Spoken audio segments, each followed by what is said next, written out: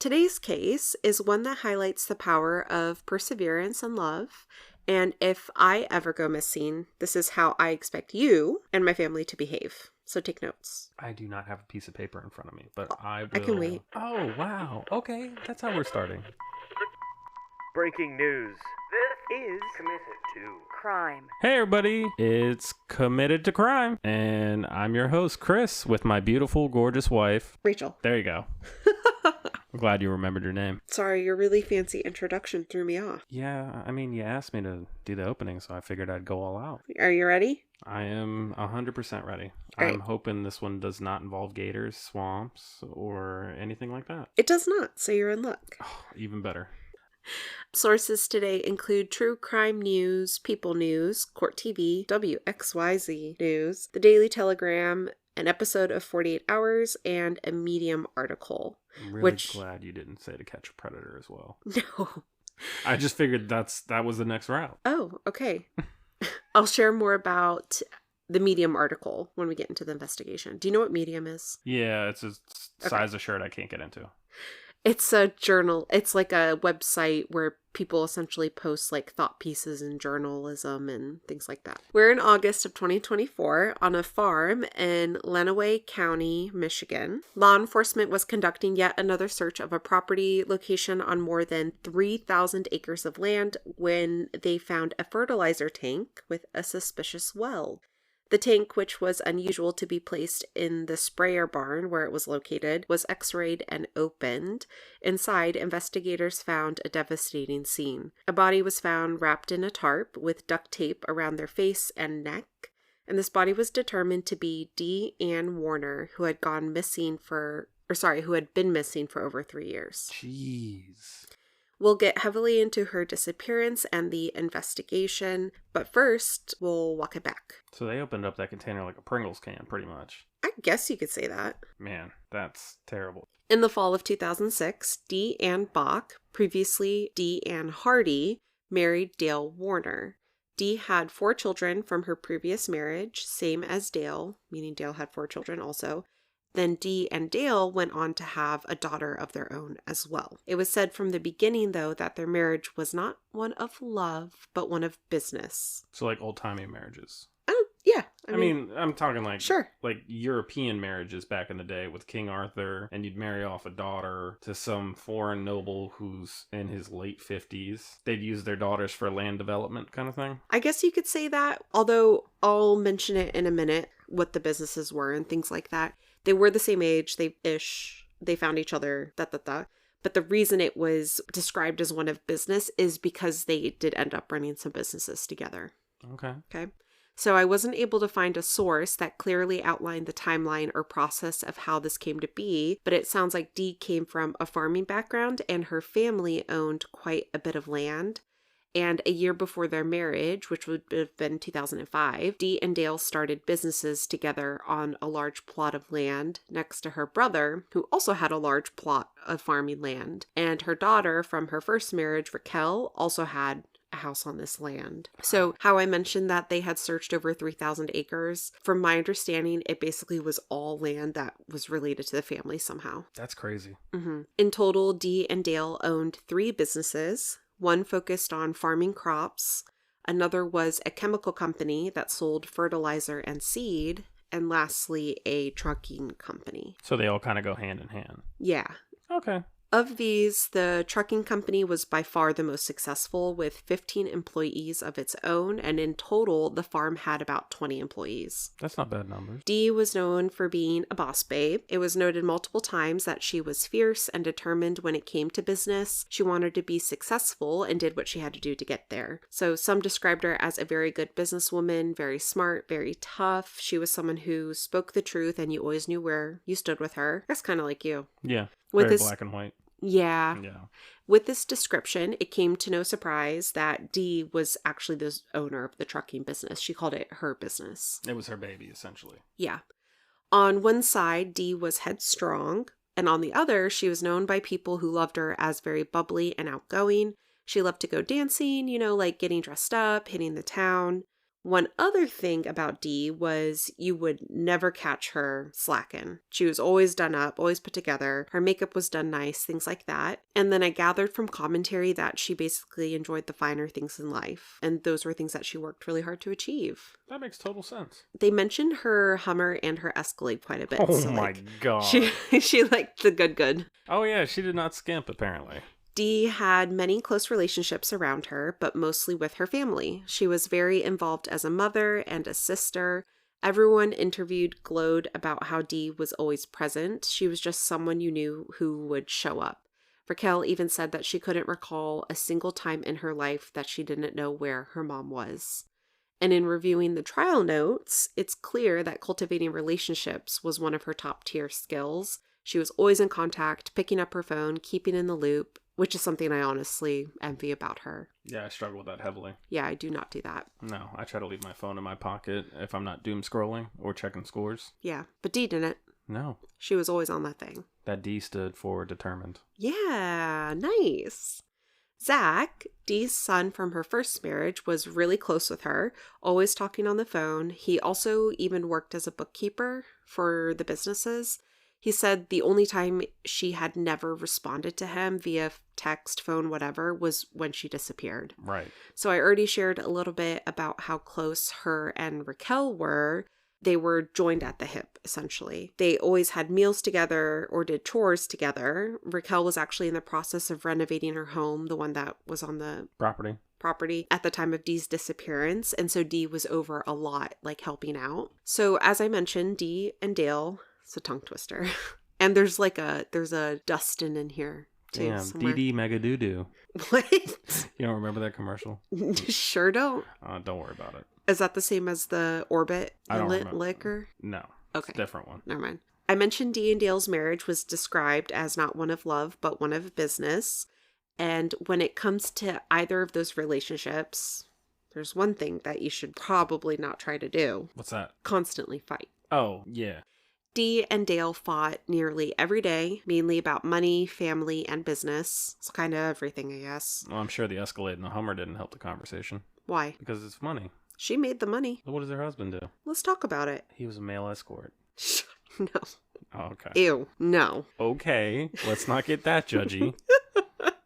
Jeez. One person said on the stand that it wasn't always like that, but from almost everyone else's testimony, it kind of was.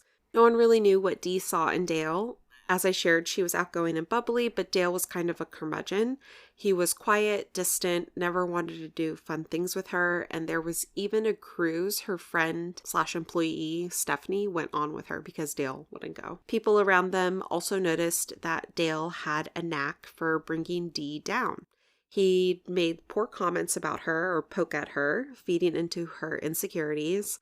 And he didn't just make these comments to her, but to other people. And he did that in front of her and behind her back. So for example, she apparently struggled with feeling good enough, and Dale would make a comment about how she wasn't a good cook to someone while she was cooking dinner, like right next to him. How long were they together? 16. At least they were married for 15 years at the time of her disappearance. You wouldn't have made it through a year if that's what you're doing. Oh, sorry. No, they were married for 20 years at the time of her disappearance. Nah, we ain't making it to 20 if you're treating me like that. Yep.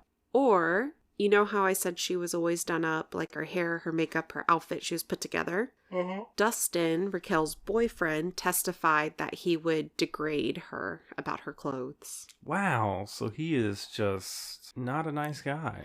He just did shit like curmudgeon on Dee. Yeah.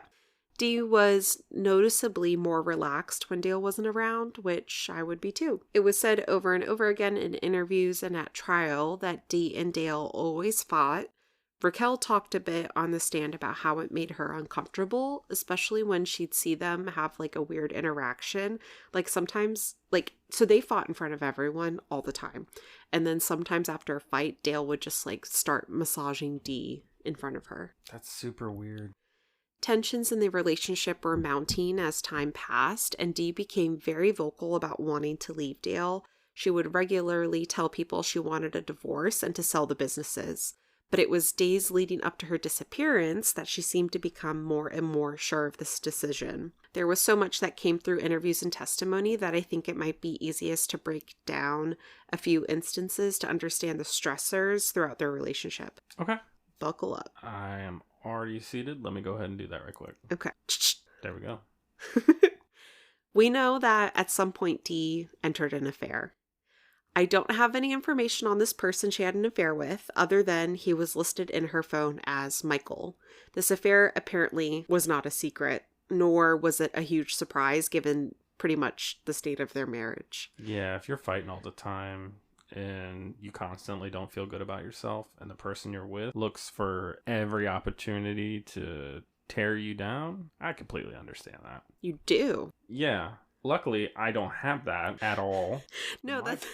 No, like, I understand where she's coming from to have the affair. Yeah. Dee had confided in her personal assistant and nanny about this. She had also confided in Stephanie, who was her friend/employee, about the affair. She even asked her to buy a second phone for her. Like a burner? Yeah, which Stephanie said she didn't do. But someone did. They assume Dee bought it herself, but someone probably had to help her set it up because it was really known that Dee did not know technology. Dale didn't either, which will come to bite him in the butt, you'll see. Yikes. The farm, of course, had multiple cameras, externally and internally. So to do this, Dee hired Kyle Wagner, an IT contractor, to set up her security cameras with a focus on the fuel tanks, the office, and the scale area. And I'm assuming the scale for the trucks. Yeah. These cameras were triggered by motion, which would record video and then retain it for about 7 days. Apparently, the catalyst of these cameras being installed was ongoing problems with some of the farm employees. Oh, no. So I'll share some context on what that means in a minute. So the cameras being installed was all Dee. Dale was not involved, but Dale did reach out to Kyle for his own thing. About a year or two before Dee disappeared, Dale asked Kyle to clone Dee's phone. And Kyle, being an ethical person, said he wasn't going to do it without Dee's permission. Right. There was someone, though, who didn't carry that same level of integrity. I could have sworn I had their name documented, but when I was writing this up, I couldn't find it in my notes. I have an inkling on who it was, but I don't want to say the name in case I'm wrong. Right. Regardless, though, Dale was able to clone Dee's phone. Unrelated? Maybe Dale's son-in-law, Allegedly. Brian, who's his son-in-law, was helpful in obtaining different items. Not allegedly, this is on court record. He did do this. Oh, so he was seeking daddy's validation. Or validation from daddy. Sorry. Maybe. That felt weird to say out loud. Yeah. I probably shouldn't have phrased it like that. But he was looking for his father's validation. Sure, yeah.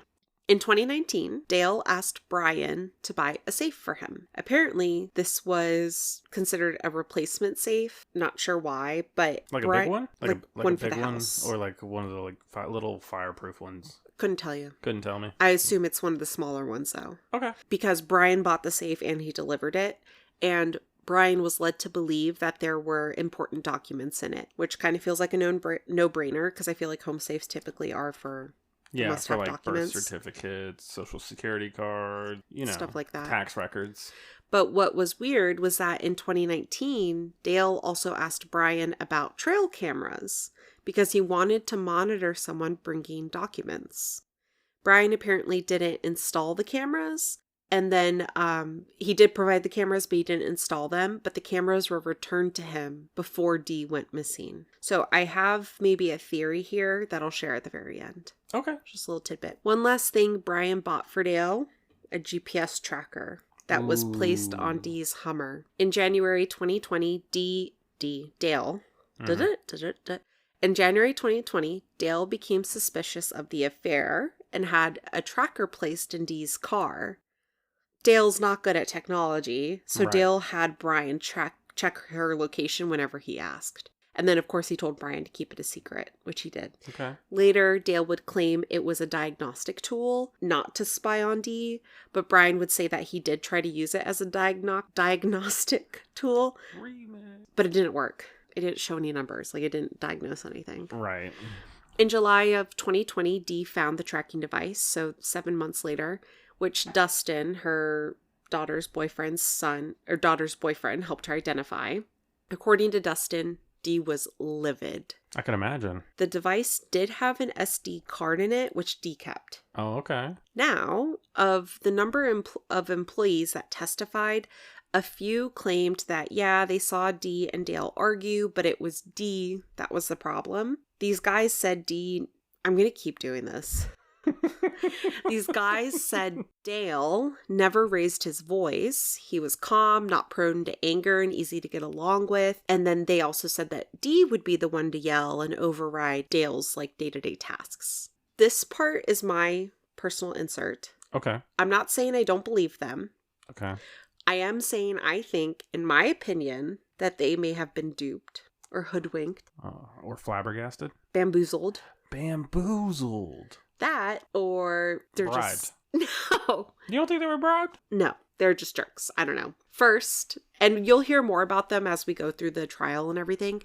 First, these are all males. There wasn't one female that said it was Dee that was the problem. Well, I think I might have a theory then. Second, just because someone doesn't yell in front of other people does not mean they're not abusive. Right. Abuse comes in many forms. Mm-hmm. And we know that he would demean her calmly. He tried to give off an easy air about him while he took digs at her in front of people. Super disrespectful. Third, and I say this as a survivor of domestic violence, you don't... Yeah, Thank you. You don't know. It wasn't me, by the way. We got to clear the air. It was not me. Okay. That was not my Shaggy moment. No, you clapped for me, so... Yeah. Yeah. You don't know who people are behind closed doors. So just because your boss seems easy to get along with does not mean they aren't potentially doing bad things behind closed doors. It's about how they show up to the people closest to them, how they talk to people closest to them.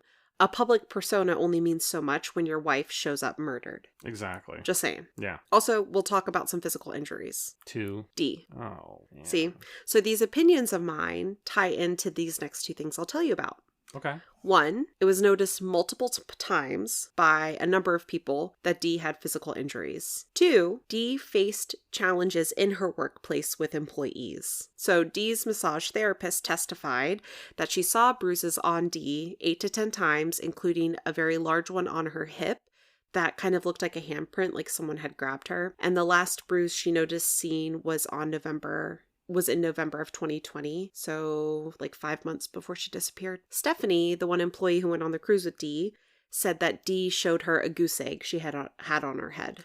A goose egg? A goose egg. And side note, Stephanie also testified that Dee rarely ever raised her voice at Dale either. So also testifying to seeing a bruise and or a goose egg on Dee's head was her personal assistant / nanny of their daughter. Good Lord. Now, the challenges in the workplace Dee faced were perceived to stem from the fact that Dee was a woman living in or working in the agricultural field. That was my theory. Yeah. Raquel said Dee had a hard time getting respect from other farmers just because of her state of being, not just because she was a woman, but also because she was a woman who was like good looking, took care of herself, like nice things like that. It didn't help that Dale often made some of those disparaging comments about Dee to the employees. Right. That's never going to help. Behind her back and in front of her. Yeah. Who really knows the things he said about her? I do know that in body cam footage, he described her to police as in your face. So his wife's missing, police come, and he's like, what can I tell you? She's in your face. Just saying. Well, technically, she's missing. She's not in your face.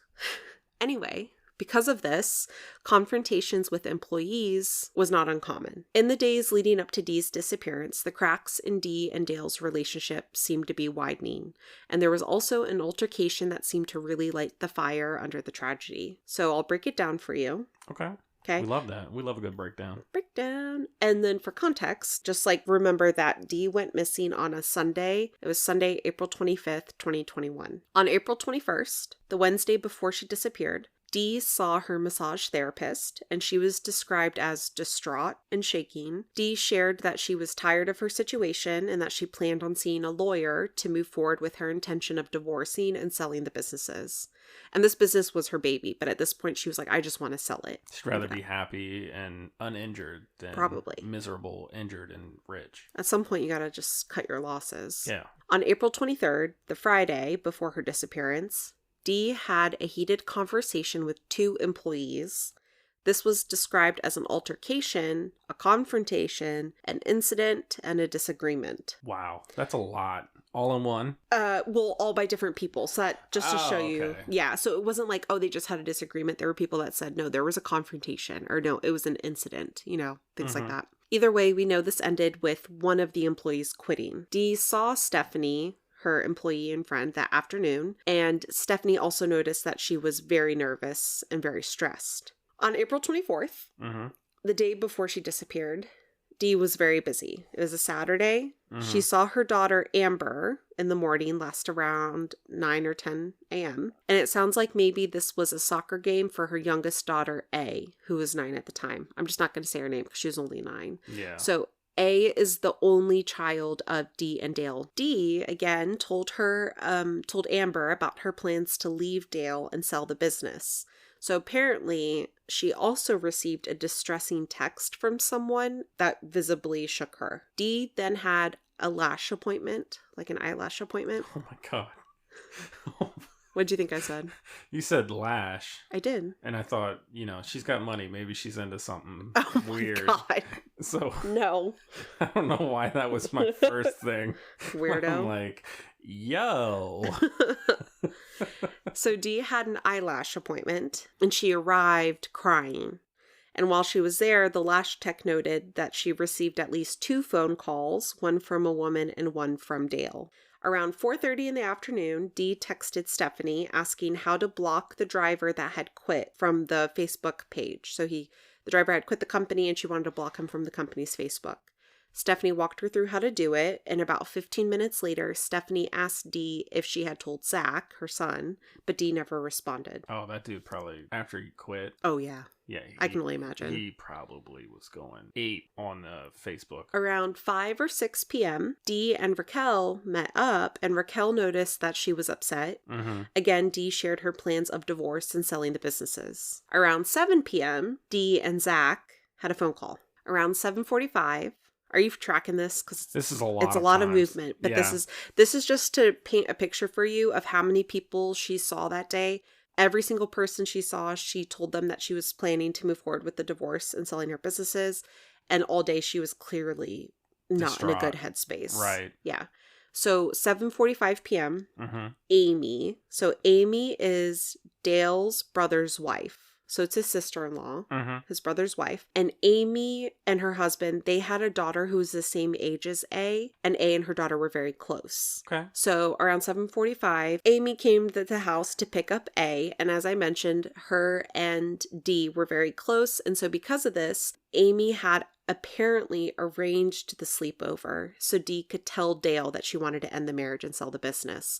So Amy knew that Dee wanted to do this, so she essentially said, well, why doesn't A come stay the night with us so you can do that? Oh, that's nice of her. Amy said that she didn't enter the home. She just waited on the porch and spoke with Dee, and Dee had obviously been crying. She was like covered in blotches. It was all over her face and neck. Her eyes were puffy. Her makeup was messed up, which she actually noted was super unusual. Like, Dee's makeup was never messed up. Around 9 p.m., Raquel texted Dee, and Dee didn't respond. So that was when Raquel drove by the house and noticed that the lights were on, and the Hummer was parked unusually at the office. Zach also tried calling, and her phone went straight to voicemail. Or not straight to voicemail, sorry. She just didn't pick up, and her phone went to voicemail. Oh, okay.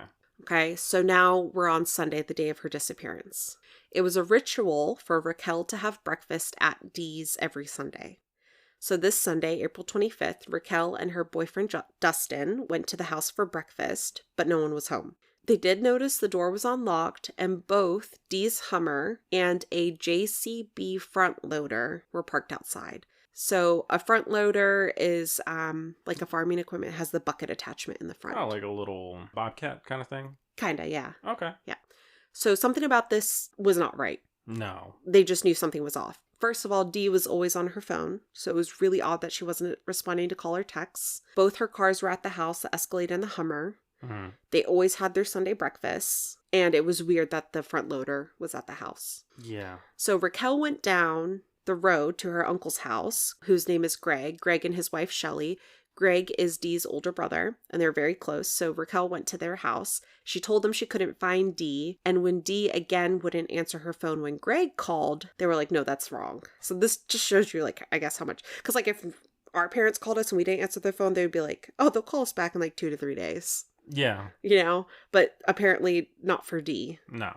Okay. She'll call you back in like 30 minutes. Yeah, not even. Not even. So, like, think about how terrifying that is to begin with, but they live on thousands of acres of land. Yeah. It's like, what do you do? Smoke signals, carrier pigeon, I don't know. Yeah. Shelley went to the house and she noticed that there were blankets on the couch and tissues like everywhere. And when Shelley's telling this in the 48 Hours episode, she's like, there are tissues everywhere. There are so many tissues. Why were there tissues everywhere? Like, she really couldn't get past how many tissues there were. Shouldn't have teenage boys then. That's so gross.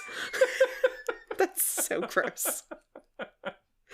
She also looked in the bathroom and bedroom and saw that Dee's makeup bag, curling iron, phone, purse, and passport were missing. Damn, that's a lot of stuff. Yeah. So just remember too, her purse is missing. Her wallet's missing. Her IDs are missing. Things like that. Okay.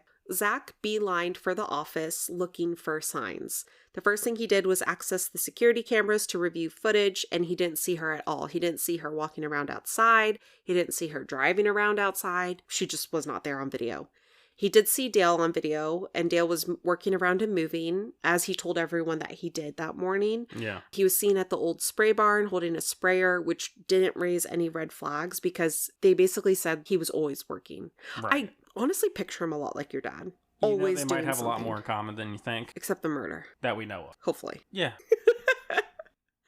During all this, they also learned that Dee hadn't reached out to Amy to coordinate a pickup of A. Man. Which everyone was really adamant Dee would never leave A behind with Dale. Mm-hmm.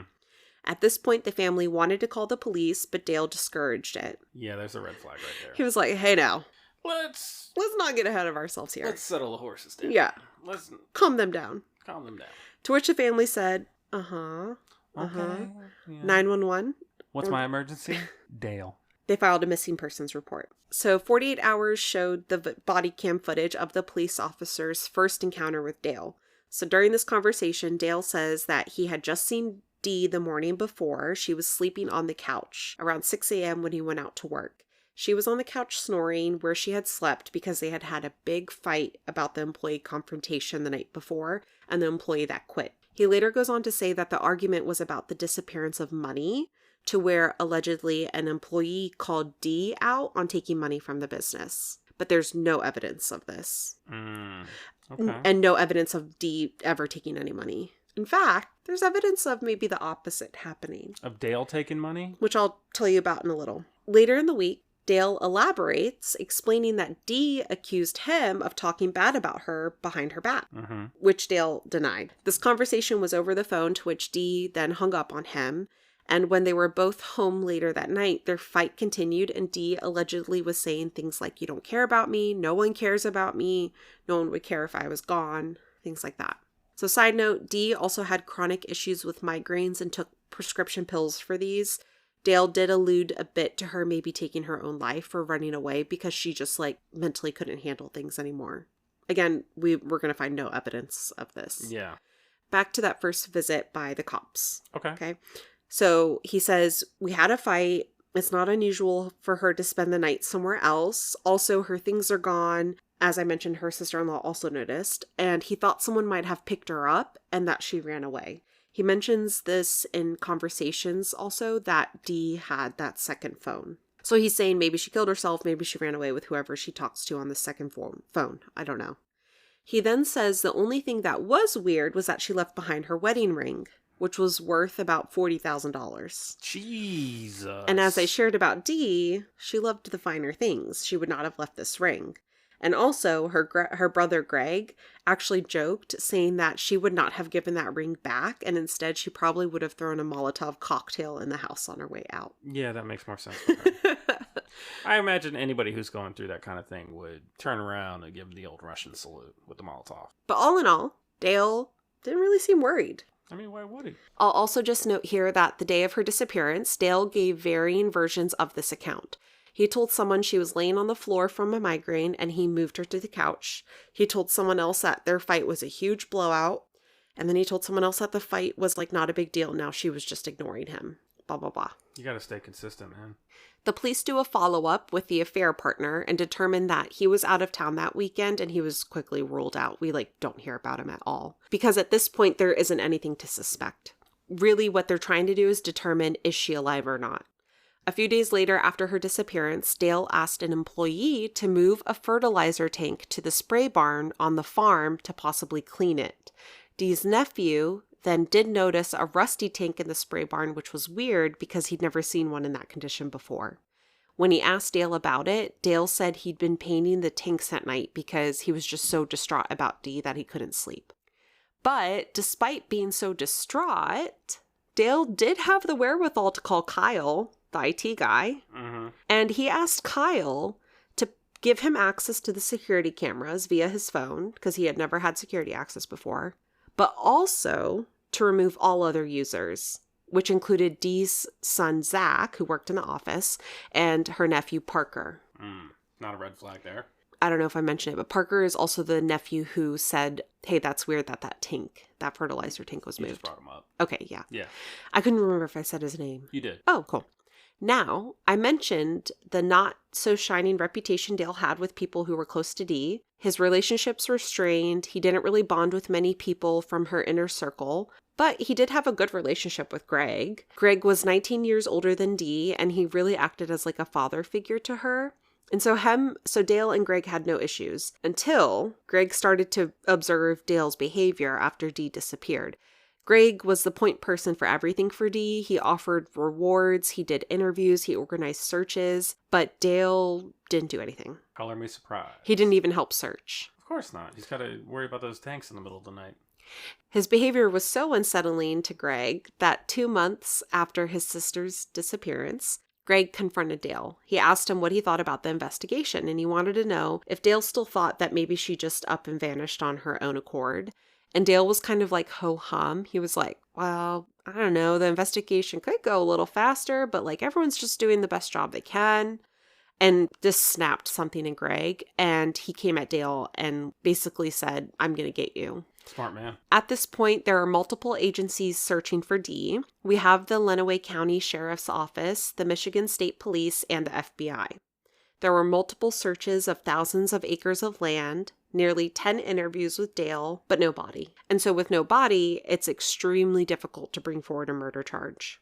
In February 2022, Shelley was watching an episode of 48 Hours herself, and an attorney and private investigator named Billy Little was being interviewed about a different no body case. And actually the title of this 48 Hours episode was The No Body Case. And he said, so you don't have a body. So what? You don't get to get away with murder because you're good at disposing a body. Shelley showed this to Greg, who pointed to the TV and said, we got to talk to this guy.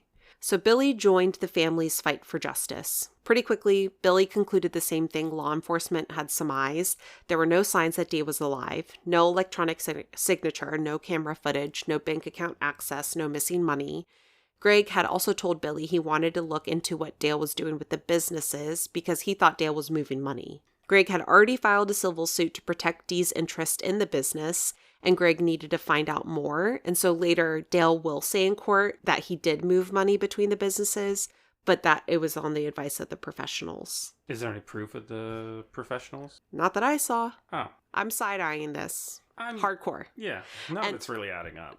I'll share more about what Billy did find in regards to this. It was later determined in court that there wasn't enough evidence to determine that money specifically was the motive, but I'll let you decide that after I share more info later. Now, Greg and Billy turned the temperature up on Dale. Friends and family started a social media campaign called Justice for Dee, and Greg even paid for a billboard, which he sarcastically put up, "Help Dale find Dee." And it went up right at a big intersection near the farm where drivers from the trucking company would be sure to see it every day. So it was like their civilized version of a psyop. How? Imagine you had killed me and my parents put up a billboard outside our house that said, "Help Chris find Rachel." You get it? Yeah. In August of 2022, Greg and Billy pushed for the Michigan State Police to assume ownership of the case over the Lenawee Sheriff's Office because they had more experience and resources.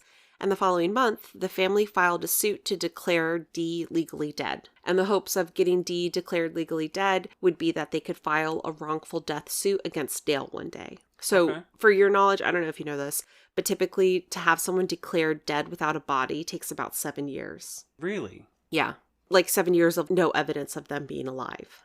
Okay. So a little over a year later from that, now we're in November of 2023, Greg had a meeting with a prosecutor, a state prosecutor, and Greg shared that in this meeting, this prosecutor showed no indication of what was to come, Dale's arrest. The state was proceeding with charging Dale with the murder of Dee, to which he pled not guilty. Of course he would. So they had no body, but they're charging Dale with Dee's murder. On May 1st, 2024, 2 years ago about, a preliminary hearing was held where the judge would decide if the case was substantial enough to go to trial. And so really what happened in this case was it was on the prosecutors to prove that Dee was not alive. Both the defense and the prosecution highlighted precedent because no body cases are historically very difficult to win.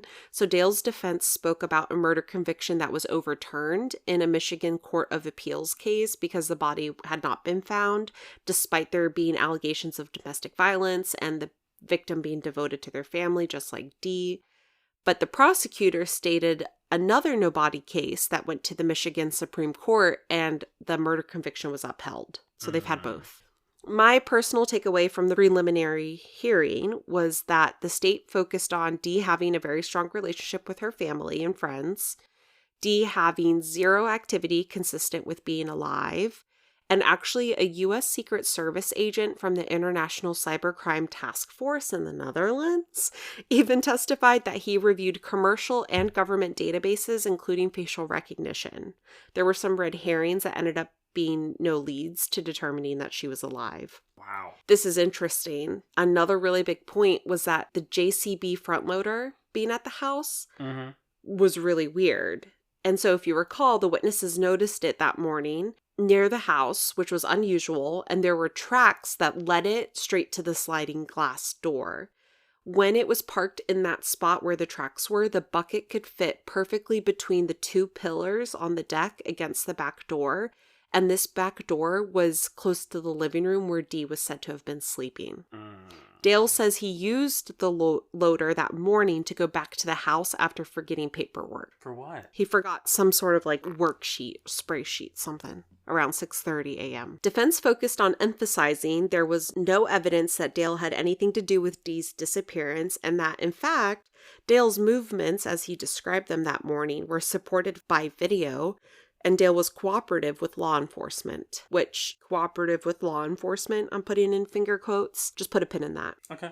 I'll put a pin in it. On March 13th, 2024, after this trial, Dee was declared legally dead. And on June 7th, the judge returned with her decision that Dale would stand trial for Dee's murder. The judge cited that Dee clearly cared for her children, her grandchildren, her employees, and there was no evidence that her disappearance was intentional. And Dale's claims that someone picked Dee up were not supported by any evidence, but there was enough evidence to support that Dee was dead. And she even said there's probable cause that Dee Warner died by homicide at the hands of the defendant, Dale. So the judge is basically saying, like, there's evidence that he killed her. Yeah, the judge was like, we got him. Yeah, lock him up. Throw away the key. Just 5 months later, August of 2024, they find Dee's body. Yikes. Which is where we opened this case at the beginning. She was found inside a fertilizer tank on the farm. Investigators arrived here because they had seen footage of Dale moving equipment and accessing vehicles and welding materials around the time of Dee's disappearance. There was also evidence that the tank had been cut open and then welded shut, and the fingerprint of Dale's left middle finger was found. Where? On the tank. Okay. Why are you shaking your head?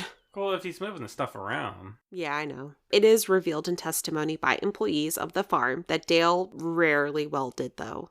He only did so on small projects, and even weirder, no one apparently was ever in the spray barn.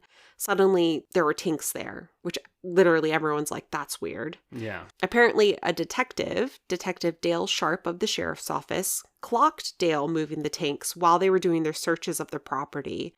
And when he shared it with a different detective, I don't know if this was the lead detective or not, it was Detective Greca, he was told not to interfere with Dale's operations. So a detective did clock it, but then someone else was like, yeah, Well, don't. multiple people clocked it. Oh, yeah.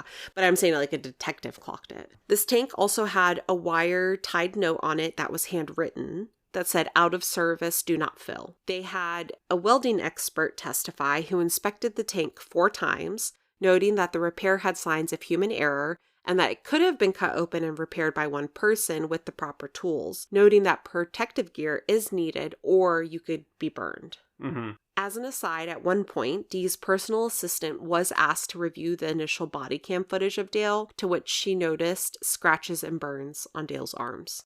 They did an x-ray scan of the tank, and that's when they determined that they needed to open the tank up. So inside was a body wrapped in a tarp, lying in about an inch of ammonia fertilizer. This was identified as Dee through dental records. She was wearing what was presumed to be pajamas, underwear, earrings, and a ring.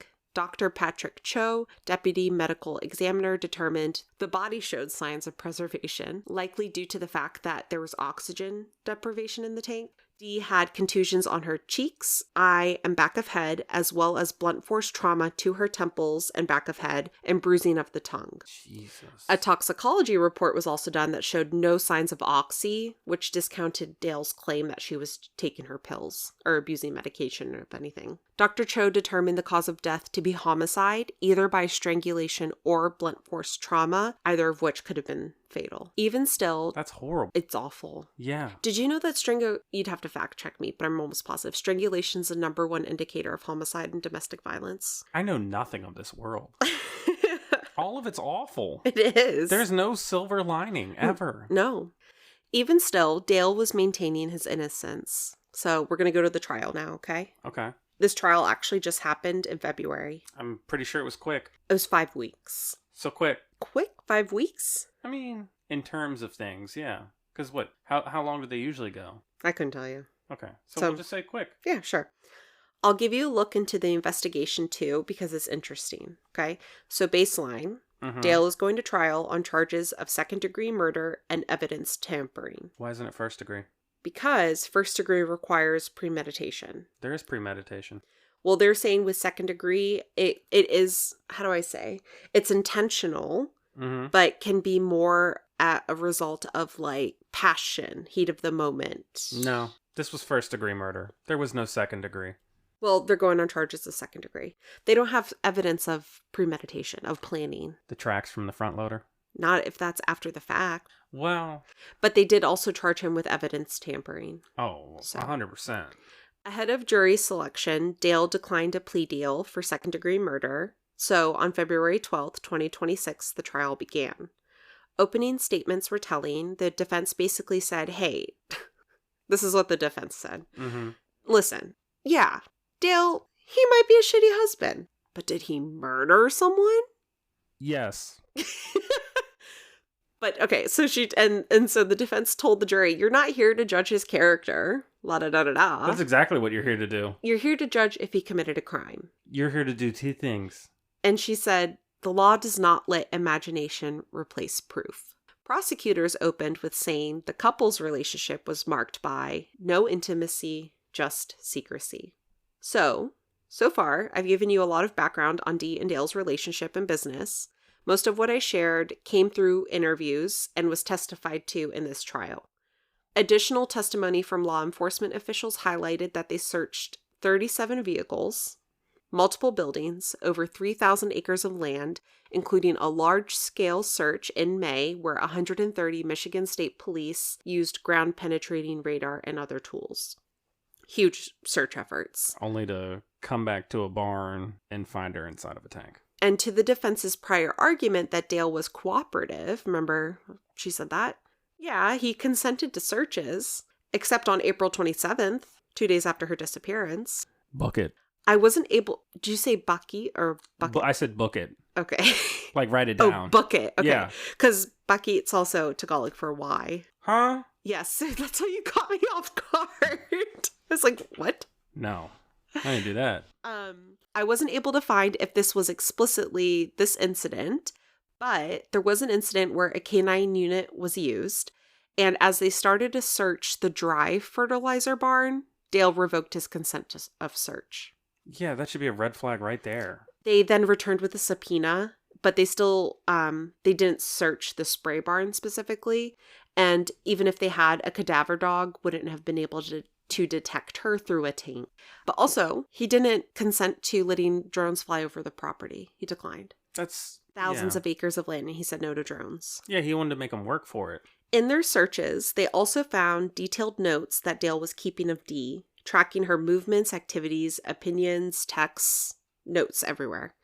Overall, he tracked her car over 2,000 times. That's a lot. Needless to say, he was controlling and stalking her. So there's also some tech analysis evidence, okay? They analyzed Dee's phone evidence, like her phone records. Mm-hmm. Dee's last phone ping was near the farm tower. Dee's last phone activity was at 7:50 a.m. on April 25th. And remember, Dale said he left the house at 6. So her last phone activity was at 7:50. She only had one outgoing call on Saturday, which I presume was to Zach. And by April 25th, which was that Sunday, she had 75 voicemails. Jesus. That's how many people were calling her. Dee had sent texts to Dale, and the text read, "I'm ready to move out and be done with this. You treat me as if I'm not worthy of anything. I'm not going to live like this. We don't even talk. We're just roommates, and our relationship has gotten so much worse." Dale's phone and iPad evidence showed that on May 5th, after Dee's disappearance, Dale searched "what do with 1,000-pound propane tanks." Dale... Doo-doo, not to-do, doo-doo. Oh, that's why I laughed. I was like, she just said doo-doo. Doo-doo. Dale had screenshots of Dee's phone that showed conversations between Zach and Dee, so he was taking pictures of her phone. Dale had additional searches of chemical cremation, what is liquid cremation and why is it illegal, and several searches for dating sites for widows.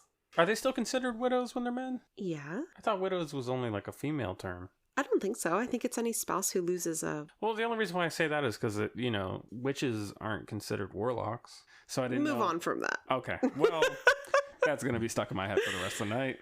Dale used his phone to unlock the Escalade and to look for Dee's phone between 7:15 and 8:49. Mm-hmm. Okay. When he was asked about this, like why he was looking for Dee's phone, he said it was because he was looking for Dee. But this was before Dee was even reported missing. And Dale had repeatedly said that he left Dee on the couch sleeping, and he wasn't concerned when they couldn't find her. He doesn't know when to, be consistent. The only time he's been consistent is being mean to his spouse. Yeah. And that's terrible. Yeah.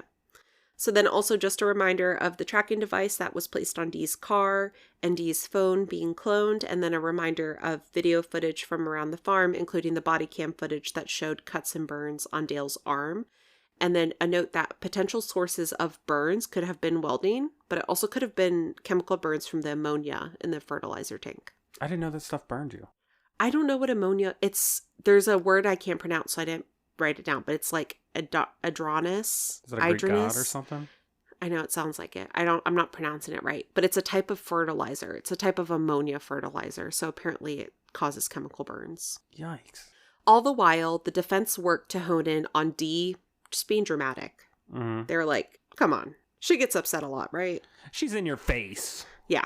So lastly, financial and business struggles were also uncovered, including multiple loans, poor profitability, and payroll issues. Billy Little, the attorney and private investigator that I mentioned that Greg and Dee's family had hired, uncovered quite a bit of the financial evidence and shared it with law enforcement. Though it doesn't seem Billy testified in trial, or at least I couldn't find anything that said he did. Mm-hmm. And so what I'm about to share with you was shared in that Medium article I mentioned. Right. So it seems like the Medium journalist Tracy Stengel spoke with Billy, who laid out all these details, okay? Okay. Billy found a forged replica of an original operating agreement for Dee and Dale's businesses back from March 7th, 2006. Okay. So this replica was made by Dale and one of his friends named Mark Weisber. Mark Weisber is a convicted felon for embezzlement. The forgery added about 2 pages of verbiage that gave Dale authority to take out loans and set up bank accounts and apply for credit on behalf of the company. Dee's signature was on those pages that were added, but it was signed Dee Ann Warner. Her name wasn't Warner at the time, if it was 2006. March 2006. It would have been her maiden name. Yeah, they weren't supposed to be married for another 5.5 months. So her name would have been Dee Ann Bach. And she would have balked that, like block? Yeah, okay. Yeah. You got it now. Okay. In the August after Dee's disappearance, Mm-hmm. Dale applied for a $1.4 million loan from the COVID relief program for small businesses, which was designed to give small businesses capital to help them through the effects of the pandemic. So it was intended for operating expenses like payroll, utilities, or business debt. Mm-hmm. But when the loan wasn't paid out fast enough, Mark, his friend, called to ask why. And apparently it was because they needed a copy of Dee's driver's license, which Mark somehow did.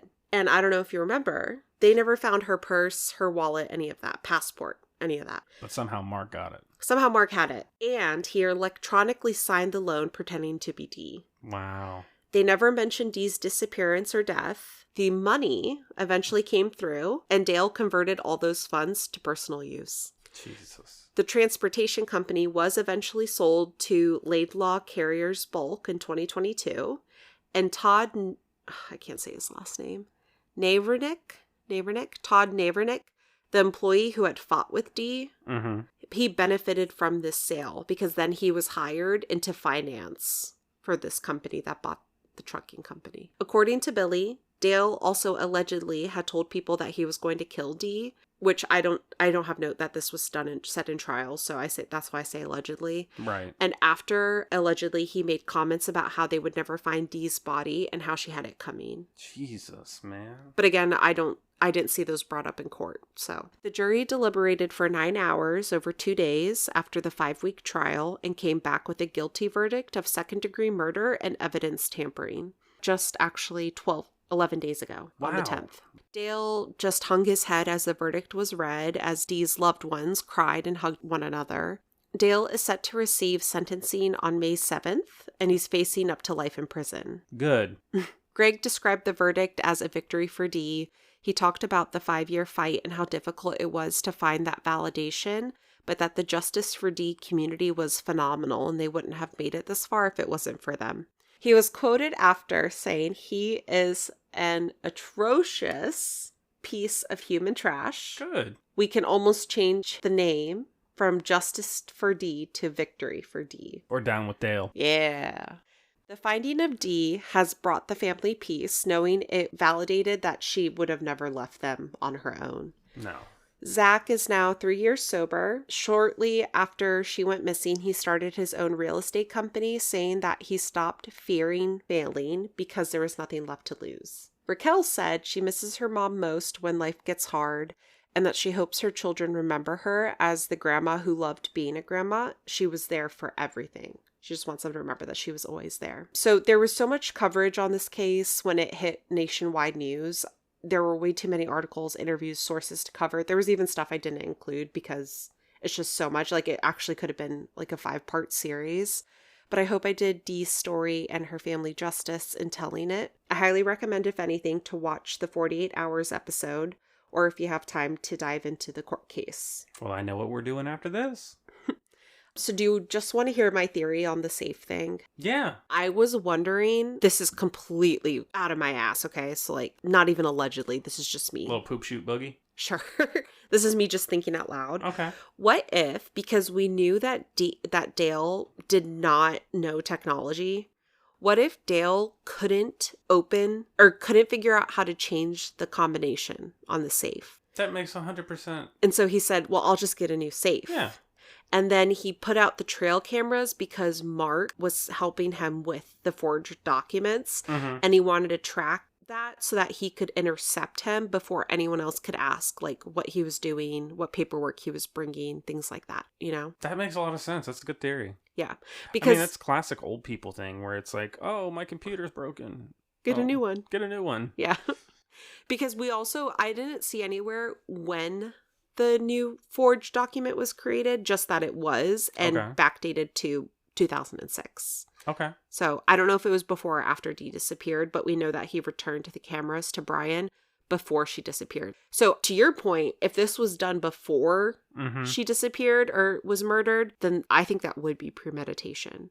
Yeah. But again, I didn't see it in trial documents. That really came through. I saw it mentioned in like one other article, and then the conversation that Medium journalist had with Billy. Okay. I think with the forgery, maybe Dale had gone in and photocopied her ID in the office, sent it to his buddy, like scanned it on a copier, and sent it to the buddy. Could have. Yeah. You're right, yeah. While she was alive, so that way it would raise less suspicion. Be like, hey, Yeah. you left this at the office. Yeah. It's just weird that when Dale said that he needed trail cameras is because he wanted to watch out for someone with important documents. So, anyway. There was no cheating in this one. Oh, wait, yes, there was. No. No. It's horrible. All right. Anyway. Well, thanks for listening, guys. Yeah. We'll hit you with a new one next week. Is that your... Yeah. Okay, cool. All right. Bye. Bye. He is an atrocious... Oh my Atrocious. God darn it. Okay. God. Hey! He was quoted after, he is an atrocious... Why? Okay, I'm going to point to you and you're going to say the word. Ready? Atrocious? I can't do it now. I can't do it now. Atrocious. There you go. Oh, my Lanta.